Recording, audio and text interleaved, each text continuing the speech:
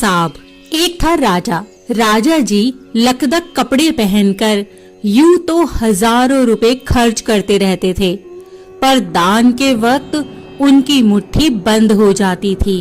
राजसभा में एक से एक नामी लोग आते रहते थे, लेकिन गरीब, दुखी, विद्वान, सज्जन इनमें से कोई भी नहीं आता था, क्योंकि वहां पर उनका बिल्कुल सत्कार नहीं होता था। एक बार उस देश में अकाल पड़ गया। पूर्वी सीमा के लोग भूखे प्यासे मरने लगे।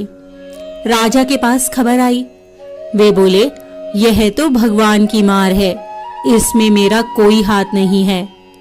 लोगों ने कहा, महाराज, राज भंडार से हमारी सहायता करने की कृपा करें, जिससे हम लोग दूसरे देशों से अनाज खरीदकर अपनी जान बचा सकें।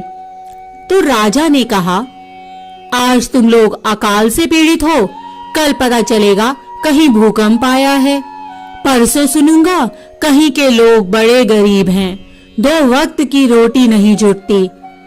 इस तरह सभी की सहायता करते करते जब राज भंडार खत्म हो जाएगा, तब खुद मैं ही दिवालिया हो जाऊंगा। यह सुनकर सभी निराश होकर लौट गए। इधर अकाल का प्रकोप फैलता ही जा रहा था। न जाने रोज कितने ही लोग भूख से मरने लगे। लोग फिर राजा के पास पहुंचे।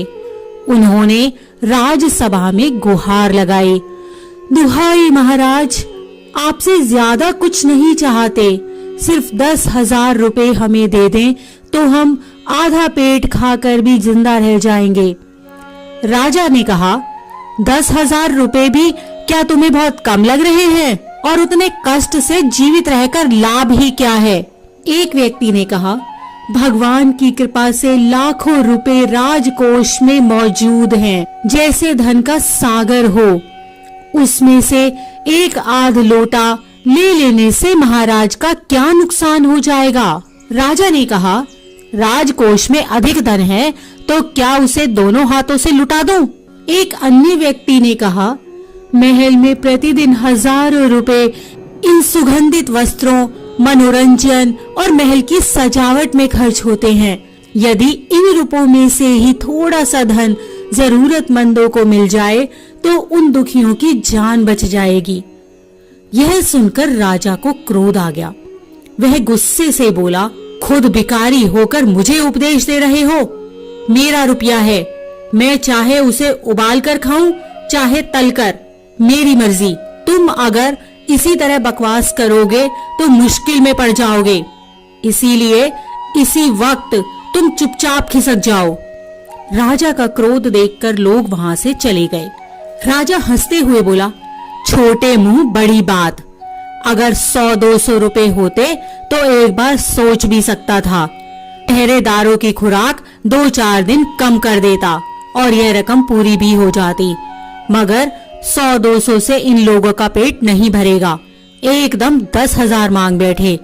छोटे लोगों के कारण नाक में दम हो गया है। यह सुनकर वहां उपस्थित लोग हाँ हूं कहकर रह गए, मगर मन ही मन उन्होंने भी सोचा, राजा ने यह ठीक नहीं किया। जरूरतमंदों की सहायता करना तो राजा का कर्तव्य है। 2 दिन बाद न जाने कहां से एक बूढ़ा सन्यासी राजसभा में आया।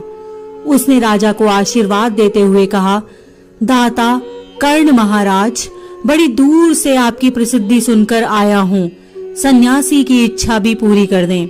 अपनी प्रशंसा सुनकर राजा बोला, जरा पता तो चले तुम्हें क्या चाहिए, यदि थोड़ा कम मांगो तो शायद मिल भी जाए। सन्यासी ने कहा, मैं तो सन्यासी हूँ, मैं अधिक धन का क्या करूँगा? मैं राजकोष से 20 दिन तक कुछ मामूली भिक्षा प्रतिदिन लेना चाहता हूँ। मेरा भिक्षा लेने का नियम इस प्रकार है, मैं पहले दिन जो लेता हूँ, दूसरे दिन उसका दुगना और तीसरे दिन उसका दुगना और चौथे दिन तीसरे दिन का दुगना। इस तरह से प्रतिदिन दुगना लेता जाता हूँ। भिक्षा लेने का मेरा यही तरीका है। राजा बोले, तरीका तो समझ गया, मगर पहले दिन कितना लेंगे, यही असली बात है। 2-4 रुपए से पेट भर जाए तो अच्छी बात है, मगर एकदम से 20-50 मांगने लगे, तब तो 20 दिन में काफी बड़ी रकम हो जाएगी। सन्यासी ने हंसते हुए कहा, महाराज मैं लोभी नहीं हूँ, आज मुझे 1 रुपया दीजिए, फिर 20 दिन तक दुगने करके देते रहने का हुक्म दे दीजिए। यह सुनकर राजा, मंत्री और दरबारी सभी की जान में जान आई। राजा ने हुक्म दे दिया कि सन्यासी के कहे अनुसार 20 दिन तक राजकोष से उन्हें भिक्षा दी जाती रहे। सन्यासी राजा की जय जयकार करते हुए घर लौट गए। राजा के आदेश के अनुसार राज भंडारी प्रतिदिन हिसाब करके सन्यासी को भिक्षा देने लगे। इस तरह 2 दिन बीते, 10 दिन बीते। 2 सप्ताह तक भिक्षा देने के बाद भंडारी ने हिसाब करके देखा कि दान में काफी धन निकला जा रहा है। यह देखकर उन्हें उलझन महसूस होने लगी। महाराज तो कभी किसी को इतना दान नहीं देते थे। उसने यह बात मंत्री को बताई। मंत्री ने कुछ सोचते हुए कहा, वाकई यह बात तो पहले ध्यान में ही नहीं आई थी, मगर अब कोई उपाय भी नहीं है। महाराज का हुक्म बदला नहीं जा सकता। इसके बाद फिर कुछ दिन बीते। भंडारी फिर हड़बड़ाता हुआ मंत्री के पास पूरा हिसाब लेकर आ गया।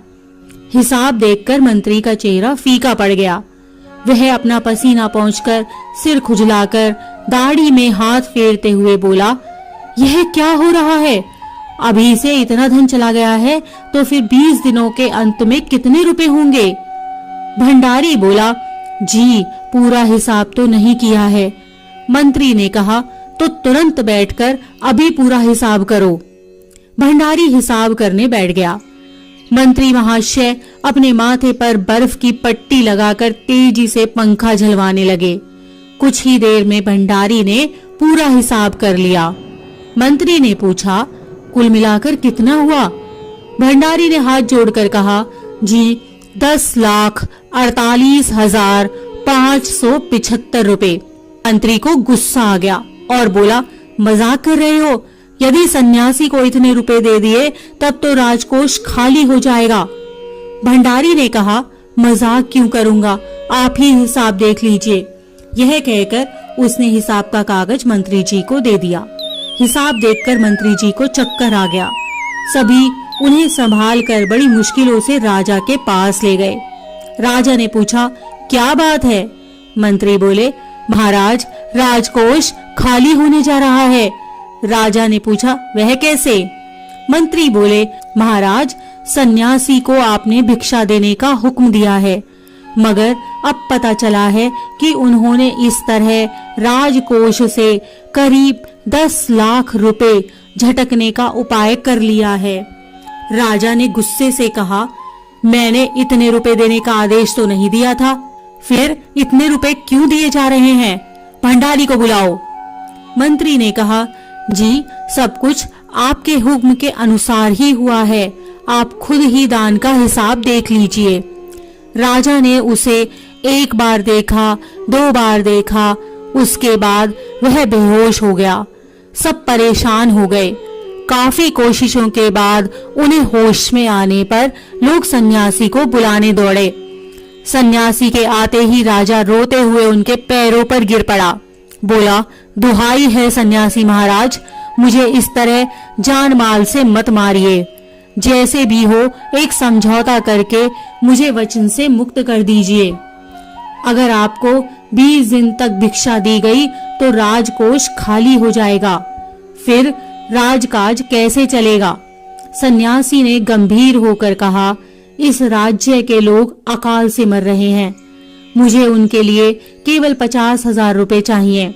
वह रुपया मिलते ही मैं समझूंगा कि मुझे मेरी पूरी भिक्षा मिल गई है, बस मुझे और कुछ नहीं चाहिए।